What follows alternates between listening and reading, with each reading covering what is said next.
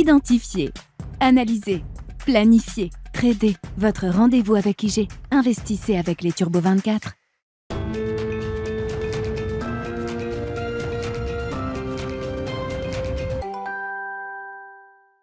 Bienvenue dans Smart Bourse, votre double dose quotidienne de marché en direct sur Bismart. Chaque jour à la mi-journée, 12h30, 13h. Et en fin d'après-midi, la grande édition pendant 1 heure à partir de 17h en direct, rediffusée à 20h sur Bismart TV. Émission que vous retrouvez chaque jour en replay sur bismart.fr et en podcast sur l'ensemble de vos plateformes. Au sommaire de cette édition de la mi-journée, des marchés européens qui débutent cette 3e semaine de l'année sans les marchés américains qui resteront fermés aujourd'hui sur la partie actions et obligataires en ce jour de commémoration de la naissance de Martin Luther King. L'Europe donc qui redémarre cette semaine sans les US avec toujours un biais positif, même si on sent que la tendance des 2 premières semaines n'est sans doute pas soutenable sur les prochains jours ou les prochaines semaines. Le rythme a été quand même spectaculaire. On a gagné quasiment 1% en moyenne sur chaque jour de bourse sur les 2 premières semaines de l'année, ce qui fait un démarrage boursier historique, notamment pour les actions européennes sur les 2 premières semaines de cette année 2023. Le rythme est intense donc et se calme un petit peu aujourd'hui, mais on reste quand même sur une logique positive avec un CAC 40 et des indices européens qui sont légèrement positifs à mi-séance au démarrage d'une semaine qui sera un peu plus calme sur le front des statistiques économiques. Le plan de trading à suivre évidemment comme chaque lundi à 12h30 avec les équipes d'IG. Petit état des lieux technique encore une fois après ce démarrage boursier spectaculaire pour l'Europe notamment. La semaine sera marquée par la montée en puissance des publications de résultats, notamment aux États-Unis après la première vague vendredi qui a vu plusieurs grandes banques américaines publier leurs résultats.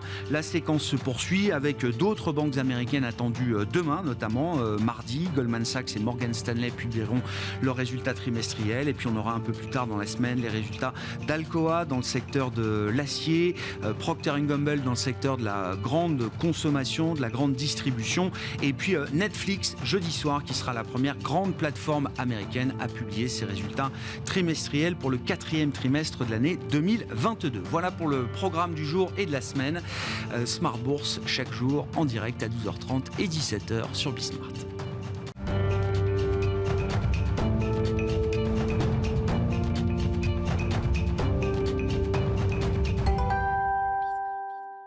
Commençons d'abord par le plan de trading de Smart Bourse, comme chaque lundi à 12h30, état des lieux techniques et enjeux techniques pour les marchés au démarrage de cette nouvelle semaine. Et c'est Vincent Bois qui est avec nous en plateau, analyste chez IG. Bonjour et bienvenue Vincent. Bonjour. Merci beaucoup.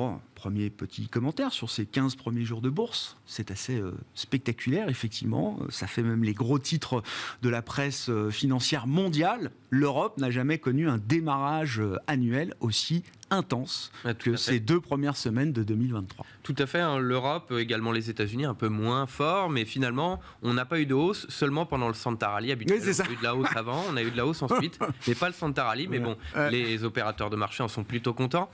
Donc c'est une forte hausse et donc le CAC pourrait peut-être atteindre un plus haut historique, hein, on en est à 5% à peu près.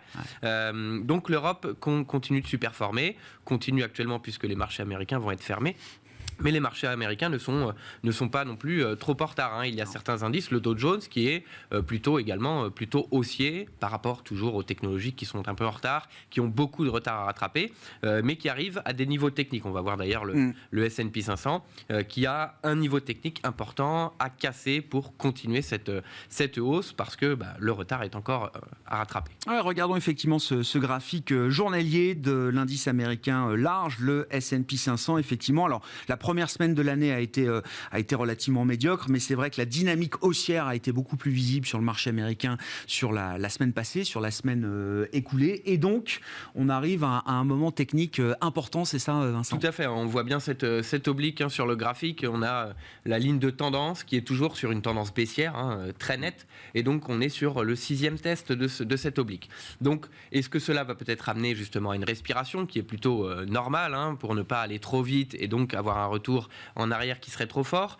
Ici, on est donc proche des 4000 points. C'est un seuil psychologique important et en plus qui correspond à cette oblique. Donc, si on vient le casser, il faut se maintenir au-delà. On peut aller chercher par la suite les 4200 au-delà. Mais c'est surtout la validation de ce dépassement qui sera fort, puisque on le voit depuis début 2022, depuis le début du marché baissier, finalement, on n'arrive pas à casser cette oblique. Donc, au-delà du dépassement des 4000 et de l'oblique, c'est le maintien au-dessus qui pourra nous permettre justement de se dire que ce n'est pas forcément que un FOMO finalement, mais plutôt un rallye haussier qui commence à se dessiner également sur le S&P 500. Donc, en revanche, si on a justement ce retour en arrière, une nouvelle fois, on peut aller chercher sous les 4000 la moyenne mobile 200 périodes.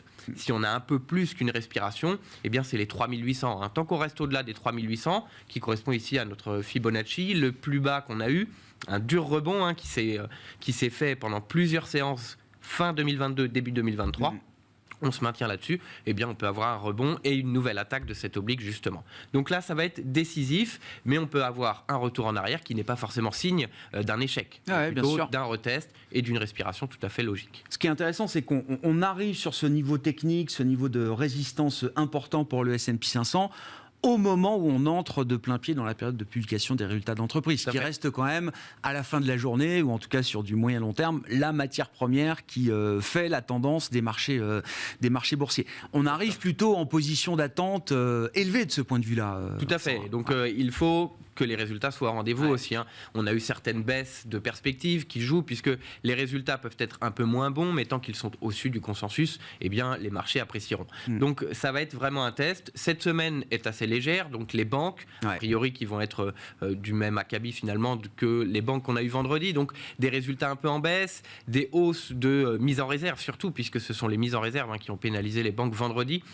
Ici, on aura Goldman Sachs, Morgan Stanley demain, et donc qui probablement les mêmes constatations. Donc cette semaine plus légère, Netflix, premier test des valeurs technologiques, et c'est tout de même une société qui peut être impactée par le ralentissement, puisque c'est une dépense qu'on va freiner immédiatement, à la différence de d'autres dépenses. Netflix, c'est ce qu'on coupe en premier peut-être lorsque on sent que la récession ou que le ralentissement arrive. Donc ça va être un test important pour cette société qui a fortement baissé tout de même, mais également pour voir un peu le sentiment des consommateurs sur ce type de dépenses. Avec une intensité concurrentielle qui a beaucoup changé dans ce monde des plateformes de streaming. Netflix qui fait partie des grandes valeurs technologiques américaines, ou des grandes plateformes qui ont vu leur cours de bourse divisé par deux, faut le dire, entre le pic et le creux de 2022.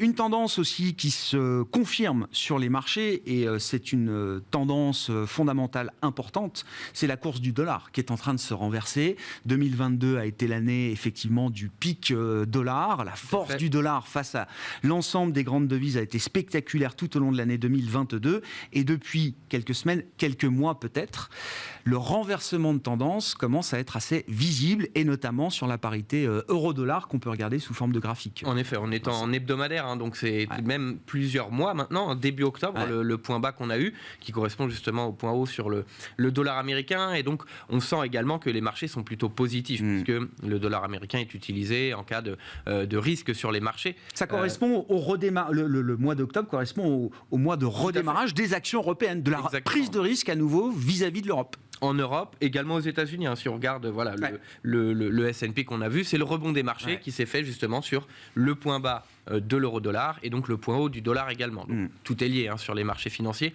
Et donc là, si les marchés continuent, si peut-être sur le S&P on voit la cassure, si le CAC continue de progresser, s'il y a un peu de mieux en Europe, puisque pour le moment ça va, même la météo s'y met, donc tout va bien. Et donc cela peut permettre d'aller casser ce support. C'est un ancien support oblique important, 2017-2020, et puis une nouvelle fois en 2022, on le voit. Et donc ça peut être également un ralentissement, une pause qu'on attend dans les résultats, de se maintenir sous cette oblique, mais une cassure validée des 1,09, 1,0930 peut permettre d'accélérer et peut permettre d'aller chercher ces moyennes mobiles. On est sur les moyennes mobiles 100, 200 périodes importantes qu'on n'est pas allé tester depuis début 2022. Donc voilà, c'est un niveau où il peut y avoir une pause en attendant de voir les statistiques économiques, les résultats également des entreprises, et puis peut-être justement valider la cassure pour valider cette poursuite de la tendance haussière. Mais bon, le rebond a quand même été extrêmement important. On le voit, la baisse du dollar également. C'est vraiment un V. Tout à fait. Donc voilà, on a rattrapé quasiment toute la baisse de début 2022 ou depuis février 2022, donc en l'espace de 2 mois et demi, ce qui est assez important, et le dollar américain est fortement baissier également. Donc pour le moment, on n'est que sur des bonnes nouvelles. Donc attention s'il y a une mauvaise nouvelle ou plusieurs, parce que la chute peut être un peu plus importante. Sans remettre en cause justement cette tendance. Mais on peut avoir un retour et revenir ici sur le plus bas de 2020, c'est donc ça correspond au début de la crise de Covid, et donc vers les 1,0636. Mais qui peut permettre, si on revient sur ce niveau, de valider la tendance haussière en rebondissant dessus et en repartant à la hausse. Bon, effectivement, on comprend que à la vitesse à laquelle sont allés les marchés, on commence à être pricé pour la perfection, pour un scénario idéal qui ne souffrirait aucune déception. Tout à fait. C'est souvent là où on a des déceptions. Et effectivement, elles sont un peu plus dures que les autres. C'est la contrepartie, effectivement, de ces mouvements de marché spectaculaires qu'on observe quand même depuis quelques mois maintenant. Que disent d'ailleurs dans ce contexte les marchés de matières premières, et plus précisément le marché pétrolier? Là aussi, on a un graphique, alors journalier en l'occurrence, qui montre l'évolution du prix du baril de brut léger américain. Tout à fait.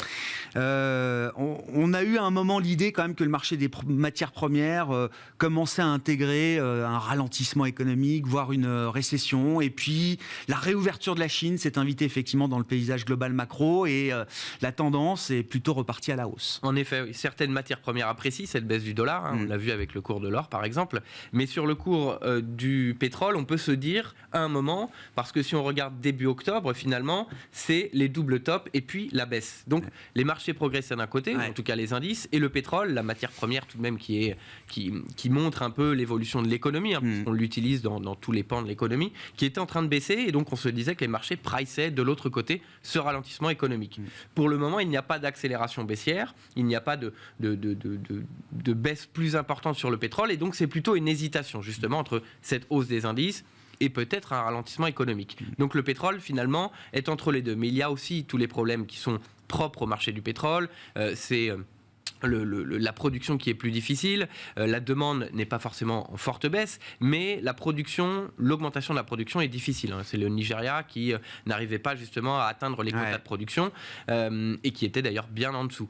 Donc c'est aussi ce problème sur l'offre au-delà de la demande. Cette contrainte sur l'offre limite la baisse des prix aujourd'hui, même si il y a un petit affaiblissement de la demande sans doute à prendre en compte. On aura d'ailleurs le rapport mensuel de l'OPEP cette semaine qui pourra nous donner d'autres informations sur la demande et sur la production, justement, pour rééquilibrer un peu les choses et voir d'où viennent peut-être le problème sur l'absence de tendance qu'on a actuellement. C'est la demande ou c'est l'offre. Donc actuellement, on hésite, mais on est sur des niveaux techniques importants. Là, les 80-50, de la même façon, cette moyenne mobile sans période. Une cassure peut nous permettre d'aller chercher les 90-91 $ qu'on n'a pas vu depuis novembre dernier maintenant, justement, lorsque le marché du pétrole et les indices sont partis dans un sens opposé, qui pourrait permettre justement de valider un peu la tendance sur les indices et de se dire que les marchés ne pricent pas autant de ralentissement économique puisque les matières premières continuent de progresser. La réouverture de la Chine, il y a quand même des risques en début d'année. On le voit, on aura beaucoup de statistiques qui datent de décembre. Donc, au début de cette réouverture, où encore le pays n'était pas encore réouvert. Donc, ce sont des statistiques qui sont passées et déjà intégrées par les marchés. Mais on va surveiller quand même ces statistiques qui pourraient permettre une accélération, comme on le voit sur le cuivre d'ailleurs. Le cuivre a bien progressé et qui est très surveillé, ce baromètre de l'économie très surveillé. Donc, pour le moment, une hésitation, il va falloir prendre une décision. Si les résultats d'entreprise sont bons, probablement le pétrole pourra venir casser nos 80-50 vers les 90 $. En revanche, s'il y a un nouveau doute sur la reprise économique, on va aller casser nos 76 $ que l'on voit et qui a été testé à plusieurs reprises, et puis revenir sur cette oblique que l'on voit depuis avril 2021, mais qui correspond aux 71 $. Si on se souvient, l'administration américaine a dit qu'elle rachèterait du pétrole entre 67 et 72. Donc, pour reconstituer les réserves stratégiques qui ont été fortement mises à contribution. Tout à fait. Donc il pourrait y avoir un nouveau rebond sur ce fonds justement. Après, par la suite, effectivement, les États-Unis vont probablement augmenter la production. Donc si la demande, elle, est un peu faible, attention tout de même au prix. Bon, très intéressant, effectivement, ce moment d'hésitation sur les matières premières énergétiques, le pétrole notamment. Un petit mot peut-être du Bitcoin spécifiquement, Vincent, parce que je sais que vous suivez ce compartiment crypto précisément chez IG. J'allais dire, ça a été le mouvement du week-end parce que c'est des marchés qui restent ouverts en permanence. On a vu une réactivation du cours du Bitcoin jusqu'à 21 000 $, c'est ça on vient d'échouer, Vincent, on est à 20 800 $, là 21 000 $, on a retrouvé les niveaux d'avant FTX, si je peux dire ça. D'accord. Voilà, donc on a effacé finalement la crise scandale FTX. Voilà. Pour le moment, c'est tout de même extrêmement haussier, beaucoup, ce qui peut invalider le scénario baissier, qui était plutôt privilégié. Mais attention tout de même, de la même façon, il va falloir corriger un peu pour que ce soit un peu plus sain et rebondir sur un niveau technique qui permet de valider cette tendance haussière. Pour le moment, attention tout de même, tout le monde redevient haussier alors que bon, c'est simplement quelques jours de hausse. Attention à un retour baissier qui peut être également aussi important. Merci beaucoup Vincent, merci pour cet éclairage technique chaque début de semaine, le lundi à 12h30, le plan de trading de Smart Bourse avec les équipes d'IG. C'est Vincent Bois qui nous accompagnait cette semaine, analyste chez IG.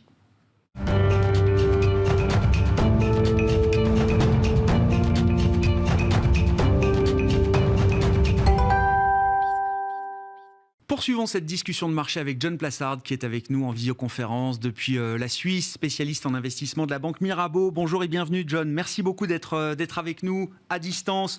Vos commentaires sur les événements qui marquent ce début d'année 2023, à commencer par la séquence de publication de résultats. Le coup d'envoi a été donné vendredi. Évidemment, on a encore assez peu d'entreprises, de publications d'entreprises pour se faire une idée complète du quatrième trimestre 2022 du point de vue de l'activité des entreprises, mais c'est toujours intéressant de suivre les premières publications des grandes banques américaines en l'occurrence et les réactions de marché qui ont suivi. Oui, tout à fait. Bonjour Grégoire. En fait, c'est très très très intéressant ce que nous racontent les banques et ce que nous ont raconté les banques vendredi. C'est que en fait, les résultats ont été aidés par la hausse des taux d'intérêt, on s'y attendait, des banques centrales, et aussi à la résilience des consommateurs. Donc on voit que d'une certaine manière, ça tient. Les profits continuent d'être résilients. Les bénéfices étaient un peu moins bons qu'attendu, mais c'était pas réellement une surprise. Et d'un autre côté, on sait que les banques, face à une situation économique qui est où on voit qu'il y a une dégradation, vous en parlez juste avant, eh bien, sont dans une situation où il faut mettre de l'argent de côté. Alors, si vous regardez la plus grande banque américaine, JP Morgan, eux vous disent que on est dans une situation où le quatrième trimestre devrait marquer le début d'une récession qui serait assez faible. Donc, en fait, globalement, qu'est-ce que c'est ? On est dans une situation où c'est pas catastrophique. Pour l'instant, tout tient. C'est le fameux soft landing dont on parle toujours, voire une récession, une nouvelle récession technique, c'est-à-dire 2 trimestres de baisse ou légèrement négatif. Eh bien, c'est c'est dans le consensus d'absolument tout le monde, consensus des banques. Et l'idée qui est assez intéressante ici, c'est que, en fait, fondamentalement, on pourrait sortir par le haut. Parce que si vous n'avez pas de récession, si vous avez un marché qui continue à tenir et un consommateur qui continue à tenir, un consommateur américain, notamment grâce à ce fameux taux de chômage qui reste toujours si bas aux États-Unis, on peut sortir par le haut et on peut avoir des surprises positives avec cerise sur le gâteau. Le redémarrage de la Chine en deuxième partie d'année.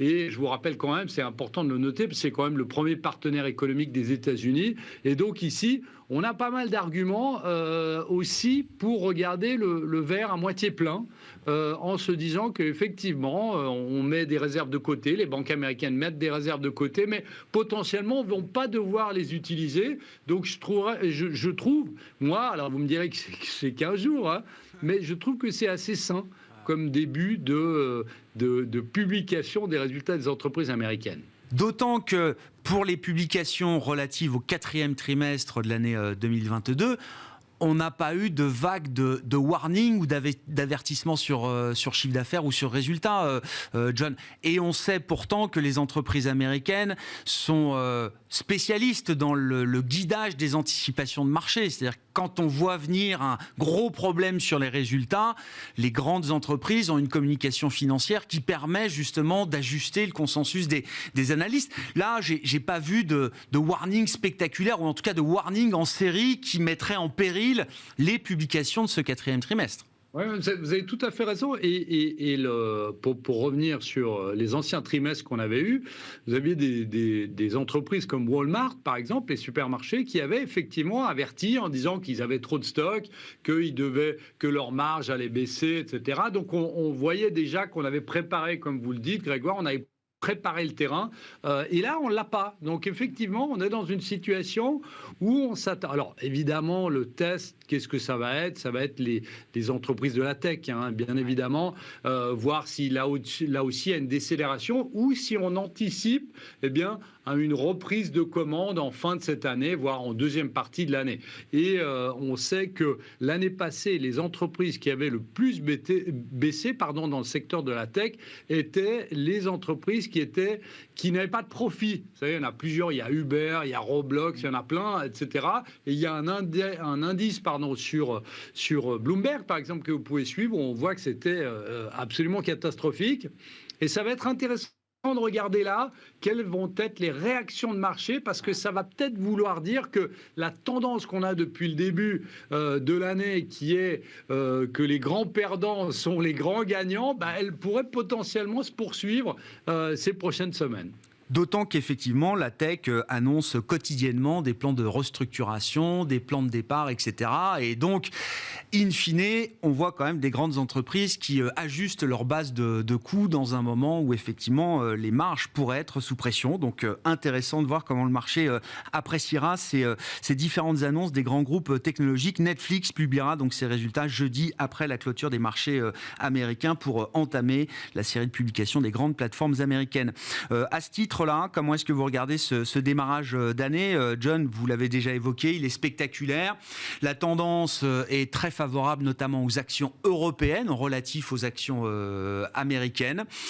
Gagner quasiment 1% en moyenne sur chaque jour de bourse pendant les 2 premières semaines de l'année, on a du mal à imaginer que ce soit un rythme soutenable pour les 50 ou 49 prochaines semaines, John. Malheureusement non, je dirais, ce serait absolument extraordinaire et du jamais vu évidemment, mais l'idée ici c'est de dire que, on l'a dit ensemble Grégoire à la fin de l'année passée, c'est que le consensus est quasiment toujours faux. L'idée du consensus en fin d'année dernière, c'était de dire que le marché allait fortement baisser en début d'année, puis après il allait remonter. Évidemment, en tout cas, on commence pas. Je sais pas ce qui est en train de se passer, mais je dirais une chose par rapport à ce que je disais avant, c'est-à-dire les grands perdants de l'année passée sont les grands gagnants. On a l'impression qu'il y a aussi, qu'on le veuille ou non, un aspect technique ici, parce que on achète les valeurs qui avaient le moins bien fait. On essaye de réajuster ses positions vendeuses, donc il y a une espèce de short squeeze aussi sur plusieurs valeurs qui avaient mal fait l'année passée, qui avaient été shortées par le marché, surtout des gros hedge funds. Et aussi, il y a une volonté de faire un peu de performance, d'essayer de faire un peu de performance par rapport à l'année catastrophique qu'on a vue l'année passée. Alors, évidemment, ça fait plaisir à tout le monde, mais évidemment, tout le monde n'est pas investi dans le marché des actions parce qu'on l'avait dit, le consensus s'attendait à autre chose. Alors, ce qu'il faut faire très attention ici, et c'est ce qui va très certainement, j'espère, dans mon scénario, se passer, c'est que, en fait, vous savez, c'est toujours la même chose, c'est-à-dire les marchés montent, surtout en Europe, comme vous l'avez dit, et on a un consensus qui va évoluer et va faire comme il a fait ces 50 dernières années en disant, voilà, enfin, c'est l'année de l'Europe. Enfin, il va falloir revenir sur l'Europe. Et enfin, l'Europe va avoir une meilleure performance que les États-Unis. Alors, je l'espère, évidemment, mais on voit que ces dernières années, malheureusement, quand il y avait un redémarrage fort de l'économie au global ou des anticipations de redémarrage, c'était les États-Unis qui gagnaient. Alors, il y a plein d'arguments pour dire que l'Europe pourrait surpasser les États-Unis, mais je vous rappelle quand même une chose, Grégoire, et on est obligé d'en parler, c'est que c'est aussi une question de cycle monétaire. Et on sait que les États-Unis, la Fed va arrêter de monter ses taux certainement lors de la 2e ou la 3e réunion, bon, environ, et la BCE, elle, aura quand même pas mal de questions qui sera toujours présente, et comme on sait qu'elle a un cycle monétaire de retard, potentiellement, lorsque la Fed va s'arrêter, on sait que normalement c'est positif quand elle fait une pause pour les actifs plus risqués, eh bien, on sera toujours dans un cycle de rehaussement des taux en Europe, et ça, ce sera préjudiciable pour les actions européennes. Donc, il faut faire attention ici, et je pense qu'on va certainement, dans les semaines qui suivent, et j'espère me tromper, on va avoir une prise de bénéfice sur ce qui s'est passé depuis le début de l'année, et on va rentrer dans une deuxième phase qui sera cette deuxième partie d'année, ou légèrement plus tôt, la phase qu'on appelle la désinflation. Ouais. Et qui doit profiter à qui au plus, en tout cas, John, justement, cette séquence de désinflation, est-ce qu'elle doit profiter à des actifs à duration longue, par exemple, sur les marchés actions ? Oui, tout à fait. Et c'est ça qui est très intéressant. J'ai regardé plusieurs statistiques depuis ces 100 dernières années. Et on a eu. Faut faire très attention avec le titre. Hein. On ne parle pas de déflation, mais on parle de désinflation, c'est-à-dire une baisse de l'inflation par rapport au plus haut. C'est ce qui est en train d'arriver aux États-Unis 6 mois de suite. Alors, évidemment, ça va être volatile. Mais peu importe. Dans les phases de désinflation, donc, depuis 100 ans, il y en a eu 19. Et vous avez eu une seule période dans ces 19, c'est-à-dire 5% des cas, où vous avez eu un retour sur un an qui a été négatif, c'était en 2001-2002. Sinon, vous avez eu que des retours positifs, et en moyenne, alors il faut faire attention avec les moyennes évidemment, mais le S&P 500 dans les périodes désinflationnistes, eh bien, gagne en moyenne annualisée 14%. Donc on voit que, pour répondre à votre question, Grégoire, c'est dans ces périodes les actifs plus risqués. Alors on me dirait, c'est évident puisque la Fed fait une pause, etc. Mais ça rentre dans ce cadre d'une désinflation et pas spécialement dans le cadre d'un arrêt. Ça va se superposer, je dirais, le fait que la Fed arrête les hausses de taux et qu'on ait une baisse de l'inflation. Mais c'est très positif pour les actifs risqués. C'est positif aussi, vous l'avez dit, pour une duration plus longue. Et tenez-vous bien, Grégoire, ce qui est très intéressant ici, c'est qu'en moyenne, depuis 100 ans toujours, lors des périodes de désinflation, le fameux 60-40, vous savez, on en a parlé tellement de fois, 60% actions, 40% obligations, fait en moyenne plus 10%. Vous vous souvenez, l'année passée, année catastrophique, voire historiquement catastrophique pour le 60-40, enfin, cette année, on pourrait voir après 12 mois de lourde souffrance, on pourrait voir une performance positive. Alors, ce qu'on regarde juste, et je termine là-dessus sur la désinflation, on voit que normalement, dans ces périodes-là, la consommation discrétionnaire, les ventes au détail et les valeurs financières sont les secteurs qui performent le mieux, et ceux qui performent le moins bien sont la santé et l'énergie. Et on voit que la santé et l'énergie avaient aussi bien performé l'année passée, ou en tout cas en fin d'année passée. Donc c'est assez intéressant de regarder que les secteurs, on pourra avoir ce renversement qui pourrait se matérialiser dès qu'on aura l'impression que la Fed va arrêter ses taux, de monter ses taux, et où on aura une énième confirmation que l'inflation est en train de baisser doucement, mais elle est en train de baisser par rapport à ses plus hauts. Et oui, le marché nage dans une ambiance Goldilocks, boucle d'or, effectivement, depuis quelques semaines maintenant. Merci beaucoup, John. John Plassard, qui était avec nous en visioconférence, spécialiste en investissement de la banque Mirabeau, qui était avec nous en duplex depuis Genève dans Smart Bourse, édition de la mi-journée sur Bismart. On se retrouve à 17h en direct.